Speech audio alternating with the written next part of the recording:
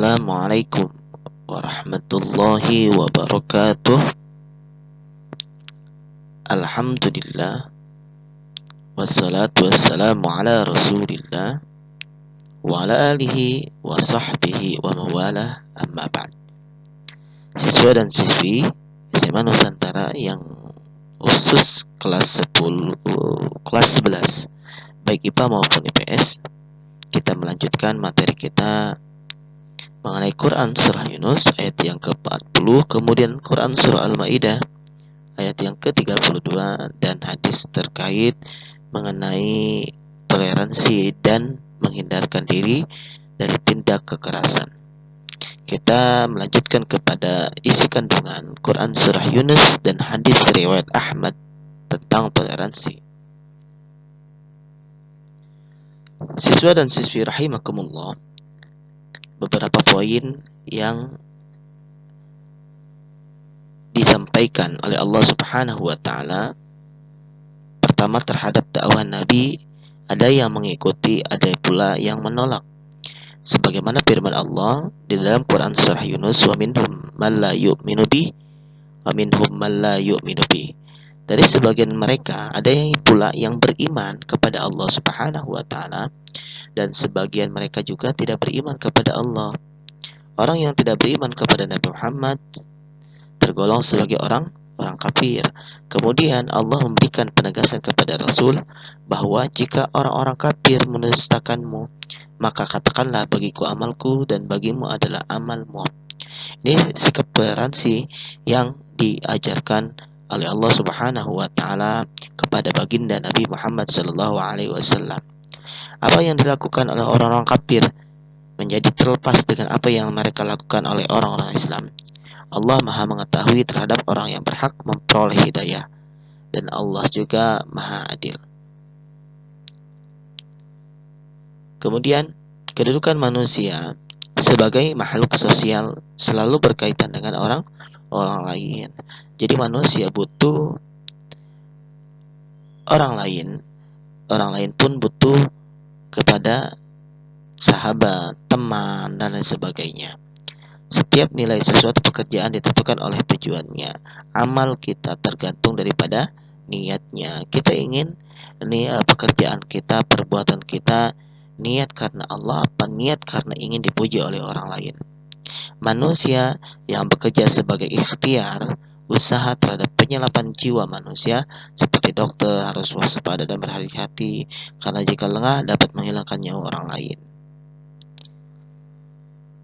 Kemudian, perilaku secara umum yang harus ditegakkan oleh umat Islam. Pertama, dalam hubungan muamalah, boleh berbuat baik kepada pemeluk agama lain.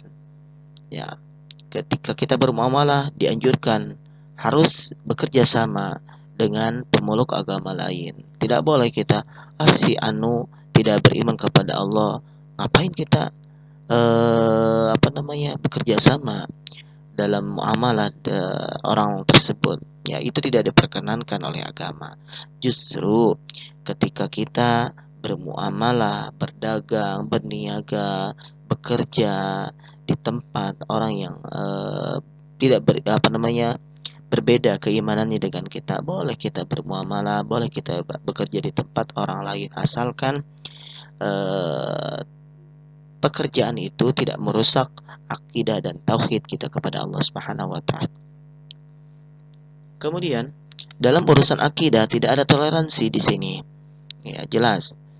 Ya, Allah memerintahkan kita ketika mereka menindas atau menekan suatu pekerjaan agar kalian mengikuti agama aku, ya, atau orang kafir, maka kita pun harus tegas. Ya, bisa keluar, bisa berbicara dengan baik, berdialog dengan baik, ya. Kemudian memelihara persaudaraan terhadap sesama pemeluk agama lain.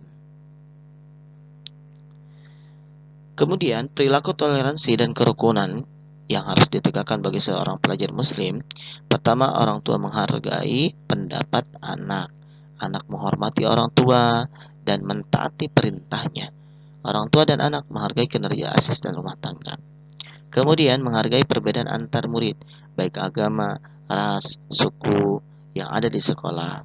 Jangan sampai suku Sunda menyakiti suku Jawa, misalkan suku Jawa menyakiti suku Medan dan sebagainya, tidak diperkenankan. Harus betul-betul menghargai perbedaan pendapat antara murid. Kemudian mengutamakan kepentingan umum di atas kepentingan diri sendiri. Inilah contoh dari nilai-nilai kepribadian yang memang menjunjung tinggi asas ketuhanan yang Maha Esa. Ya, sila keberapa keadilan sosial bagi seluruh rakyat Indonesia. Berarti kita sedang mengamalkan Pancasila.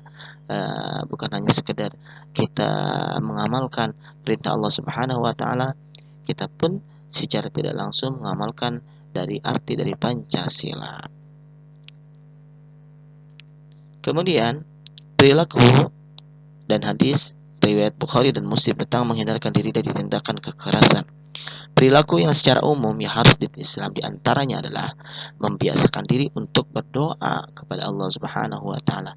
Kemudian menjauhkan diri dari pelaku zolim, bersikap rendah hati, jangan pernah sombong, jangan pernah iri hati, cemburu dan sebagainya. Kemudian membudayakan rasa malu. Rasa malu itu adalah sebagian dari iman, al-haya'u minal iman. Kemudian perilaku yang secara khusus, ini tadi secara umum, yang harus diterapkan oleh pelajar muslim dalam kehidupan sehari-hari. Pelajar harus membiasakan diri menahan segala emosi dan amarah. Jangan sampai kita terpancing ketika ada teman, ada sahabat yang memancing kita dengan kata-kata yang tidak baik, perilaku yang tidak baik. Kemudian kita emosi kita, amarah kita, ya, menjadikan diri kita tidak stabil. Kemudian tidak melakukan ejekan, hinaan terhadap teman, tidak diperkenankan. Misalkan teman kita mengejek, jangan sampai kita mengejek, hinaan terhadap teman. Isi anu mah rambutnya anu-anu ya. Contoh misalnya, itu tidak diperkenankan. Apalagi memanggil sahabat, memanggil teman dengan panggilan-panggilan yang memang tidak diperkenankan oleh agama. Kemudian bersikap sopan di tengah-tengah masyarakat, aktif di kegiatan organisasi lingkungan sekitar. Mungkin ya itu saja penjelasan materi Quran surah Al-Yunus, kemudian Quran surah Al-Maidah, dan hadis-hadis terkait pembahasan kita kali ini. Mudah-mudahan bermanfaat. Hadanallahu wa iyyakum ajmain. Assalamualaikum warahmatullahi wabarakatuh.